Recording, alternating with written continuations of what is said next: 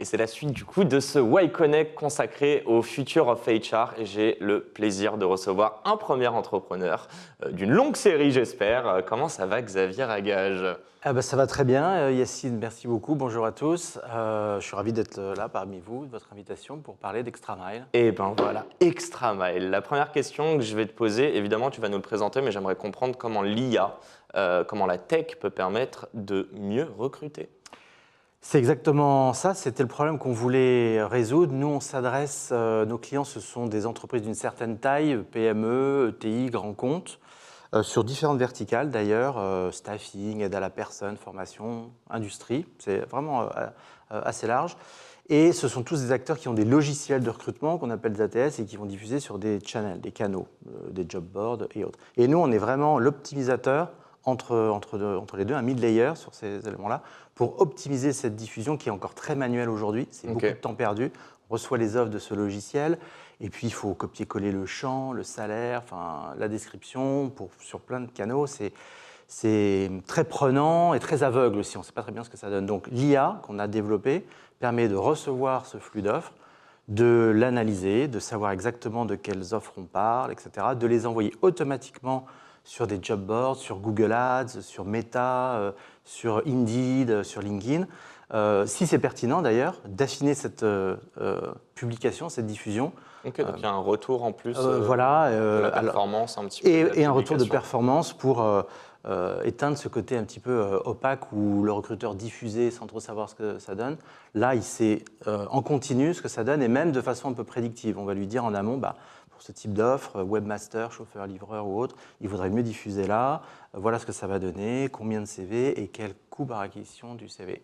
Et on appelait ça le job trading pour définir cette transformation de cet écosystème du sourcing qui est un vrai point de douleur pour les entreprises dans la guerre des talents actuelle.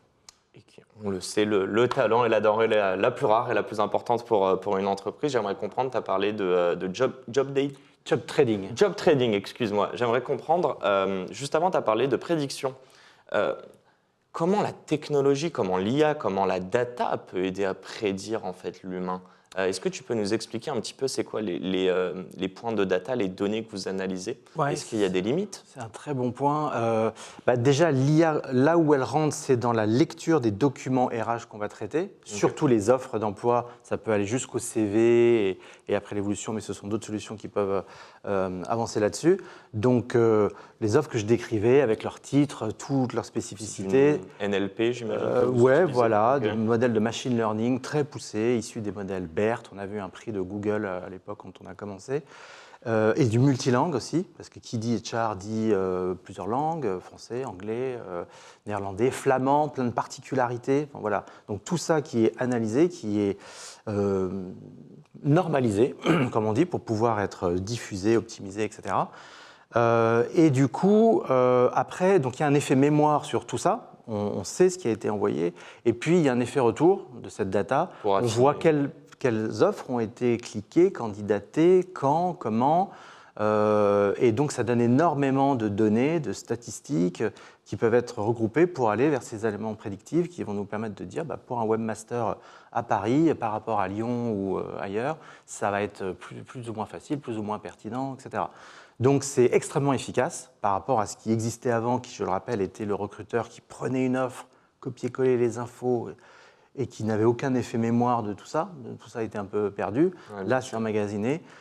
Et les limites, il n'y en a pas tant que ça, au sens où on pourra parler de la GDPR ou la RGPD en français. Ce ne sont pas des données sensibles, ce sont des offres d'emploi. Donc, elles sont publiques par ailleurs, elles sont diffusées. C'est traité dans toutes les langues. C'est anonymisé ou pas, les données des candidats? Alors, la candidature, nous, on s'arrête à la candidature. Donc, on peut avoir ce champ-là où on va jusque-là, mais effectivement, après, ça retombe dans les logiciels de recrutement, ce sont d'autres éléments. Nous, on s'arrête là-dessus. Et même quand on fait cette diffusion, ça, c'est un point important, nous, on ne sait pas qu'on va aller chercher Monsieur Durand. C'est pas ça, c'est pas ces données à lui sur le web, c'est statistique. On va aller diffuser telle offre, tel jour sur LinkedIn, sur Indeed et sur tel. Voilà. Justement, j'ai ma dernière petite question là-dessus. J'aimerais comprendre, est-ce que tu peux nous donner un cas d'usage très spécifique parce qu'il y a tellement de données qu'on pourrait sourcer et analyser.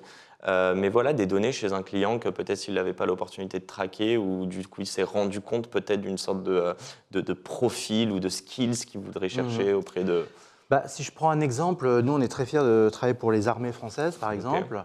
Les 3 armées, l'armée de l'air qui a commencé avec nous. C'est surtout, d'ailleurs j'insisterai plus, c'est la data qui permet ça, mais sur le gain de temps, l'efficience. C'était des volumes très importants, une perte de temps très importante. Par cette automaticité qu'on a apportée, ça leur a fait gagner ce temps-là. On a pu être beaucoup plus granulaire pour différentes raisons. Eux, leurs offres ont besoin d'être envoyées de façon très ciblée sur des villes de plus de 20 000 habitants ou sur telle région, pour tel poste. C'est vraiment presque comme un radar. Et les règles de ce job trading ou de cette optimisation permettent, tout en faisant ça de façon automatique aussi de notre côté, donc c'est léger pour eux comme pour nous, d'avoir cette efficience. Donc ils ont gagné un temps fou, je crois qu'ils ont divisé leur temps de diffusion, de gestion de cette partie-là par 10, et ils ont augmenté leur nombre de candidats par 4. Et de qualité aussi pour après tout ce qui peut être recrutement. Ce que j'allais dire, ils ciblent mieux, mais en fait, ils ont aussi réussi à cibler des gens qu'ils ne ciblaient pas avant. Voilà, et de savoir d'où ils venaient ou de voir en changeant certains éléments dans le titre, dans le lieu de diffusion, dans la description, ça a une efficacité. Dire par exemple que le salaire va être ou non sur l'offre, ça va avoir un impact. Ou libeller le titre de cette façon-là. Donc ce sont aussi des choses que l'IA permet d'améliorer. Merci Xavier. Merci Yacine. Hâte de voir la suite de l'IA dans le recrutement et dans la prédiction justement de l'humain.